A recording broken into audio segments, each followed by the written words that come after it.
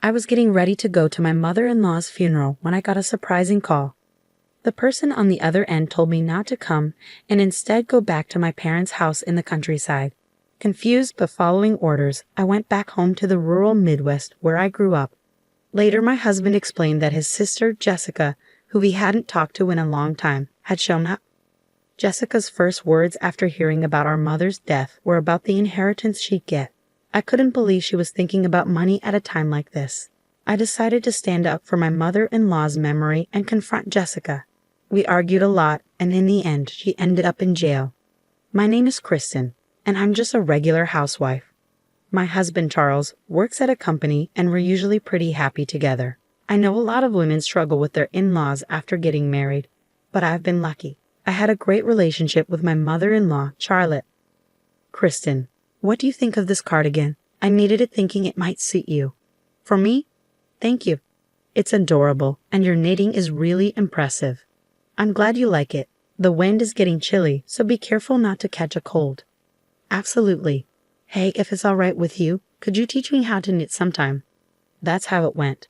Charlotte's smile was always warm and kind. She meant a lot to me. She even helped us out financially sometimes. I loved her like a second mom. But then Kristen, Mom passed away in the hospital. I found out just the other day. Her death shocked me, and I couldn't eat much for a while. It's hard, but I have to accept it. Charlotte had been fighting terminal cancer for years, going through tough treatments. Even when I visited, she always greeted me with a smile, trying not to worry us. I couldn't just cry forever. I decided to remember her with a smile. So I was getting ready for her funeral, which would be at my husband's family home. Then, out of the blue, my phone rang. It was my husband's family calling. He had gone ahead to prepare for the service. Maybe he forgot something. I answered, expecting it to be him. But instead, I heard, Kristen, don't come to the funeral. Go back to your parents' house in the countryside right away. My husband's voice sounded panicked through the phone. Wait, what? You want me to go back to my parents' house? Why are you so worried? Sorry, there's a problem at the venue. I'll explain when we meet. I was confused. What problem? He seemed really flustered, which was unusual. Okay, calm down. I'll go to my parents' house as you said. Take a cab. I'll be there soon. Bye. He hung up abruptly. I had so many questions, but if Charles said to go, there had to be a good reason. So I changed my plans and headed to my parents' house feeling pressured. Kristen, what's going on? Isn't today Charlotte's funeral? Come inside first, and I'll explain. When I told them what happened, they were just as confused as I had been.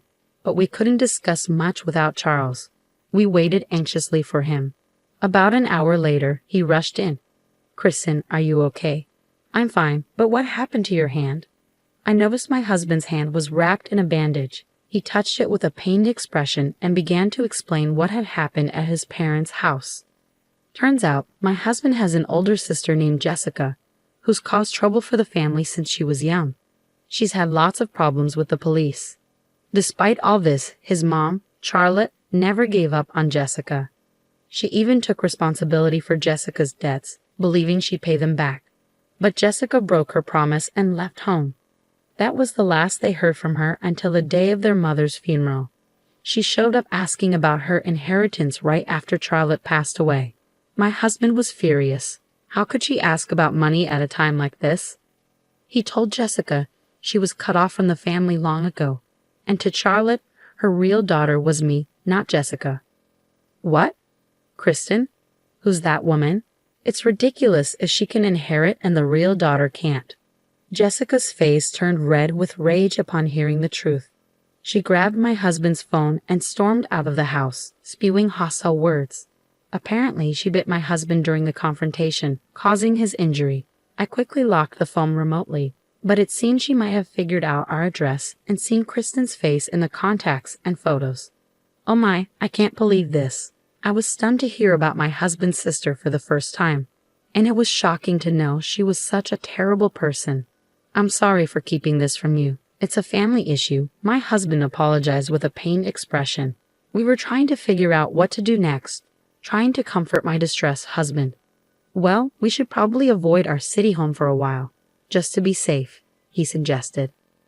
Is our rural home address secure? Yes, I didn't save it on my phone just in case. we decided to stay at our rural home. As the new day began, the sun rose and the birds sang. I'm heading to work. If anything happens, call me on my spare phone, okay? Have a good day. I waved goodbye to my husband as he drove off, forcing a smile. But inside, I was filled with worry. What if my sister-in-law showed up? What if she tried to harm me? These thoughts kept me on edge. Whenever I closed my eyes, I couldn't shake the memory of Jessica's angry face at my husband's family home. But here in our rural home, life was calm. Days passed without any trouble, and I started to feel more at ease. The worries that had haunted me were fading away, almost gone. If only the problem with my sister-in-law could just vanish. I began to feel hopeful. But then everything changed. Hello, are Charles and Kristen here? That day, a police officer from the local station showed up at our door. What's going on?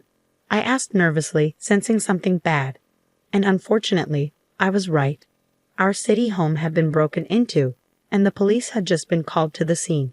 I quickly contacted my husband, and we hurried back together. When we got there, it was chaos. Every drawer was open, like a tornado had hit. Is anything missing? The officer asked. We checked with them inside the house.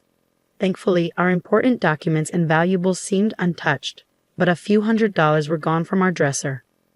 Also, there have been reports of a suspicious woman hanging around the area lately, the officer added. She was yelling things like, "Come out and pay me back in front of your house." Charles, could that be? I trailed off, already knowing the answer. My husband nodded, confirming my suspicions. We explained the situation with Jessica to the police. The police handled the situation with the disrupted funeral, the stolen phone, and my husband's injured hand quite efficiently. It helped that we had already reported the phone incident to them. We had to give a detailed statement at the police station and didn't return to our rural home until it started to get dark. Thankfully, the burglar was caught soon after, and as we suspected, it was Jessica, my sister-in-law. The police told us that she had the audacity to stay in a hotel near our house after the burglary. They arrested her while she was casually getting a massage from room service, using the money she stole from us to pay for it all. Even though Jessica admitted to the crime, she was denying the burglary. It seemed that when family was involved, things got complicated. We were called back to the police station. We entered the room guided by the officer, and there sat Jessica, sulking in her chair. Suddenly, she spoke up indignantly, accusing my husband. "Charles, how could you betray your own family like this? It's unbelievable." Jessica showed no remorse. She didn't seem to think she had done anything wrong. She probably acted the same way during the police interrogation. According to her, she didn't break into the house to steal. She claimed she came to discuss inheritance matters. But since we weren't home, she said she had no choice but to break in. Even the money she took was just for her expenses nearby, she argued. In essence, Jessica was blaming us for everything. It was such a selfish and narrow-minded way of thinking. Knowing that such a dangerous person held a grudge against me was frightening. If I had encountered her alone, who knows what could have happened. Just the thought made me shiver. Meanwhile, Charles and Jessica were in a heated argument. "You've got some nerve showing up after all this time and acting like you're part of the family. Give me back my phone," Charles demanded. Fine. I'll give it back. You locked it right away," Jessica conceded. "I couldn't even use it properly, just like you, huh? Besides, family is family, isn't it? Both Mom and I cut ties with you a long time ago. That means you have no business with her inheritance. Oh, and leaving all her money to a stranger's daughter instead of her own. Was the old hag out of her mind or what?" I couldn't bear to hear such disrespectful words about Charlotte, so I found myself shouting before I even realized it. But Jessica just glared at me, clearly annoyed. "You that Christian woman, right? The one who stole the inheritance that was supposed to be mine." "No, I didn't steal anything." "What are you talking about?" I tried to defend myself, but Jessica's intense stare made me feel uneasy. I couldn't find the right words. It felt like she could see right through me, and she began to laugh, as if she had won. At that moment, the police officer intervened. "Let's all calm down. It seems there's a lot to discuss, so why don't we have a family discussion first?" He must have decided it was a family matter. "We can talk about the charges and everything else later," he said, bringing the situation under control. Later, we gathered for a formal discussion at my in-laws' house. The living room, filled with tension, was adorned with carpets, and Charlotte's relatives sat around a large table. It was Jessica who spoke up first. "If you give me my share of the inheritance, I'll forgive all the past conflicts. You should thank me for being so generous," Jessica said arrogantly. It wasn't surprising. She hadn't changed in over a decade, so we didn't expect her to change in just a few days. She kept insisting, "Give me the inheritance, drop the charges." But we had no intention of meeting her demands. "We've already explained. You were disinherited, so you're not entitled to any of Mom's inheritance." "Well, then why don't you give me some money after you receive the inheritance?" "There's no way that ridiculous idea is going to happen," my husband said, clearly frustrated.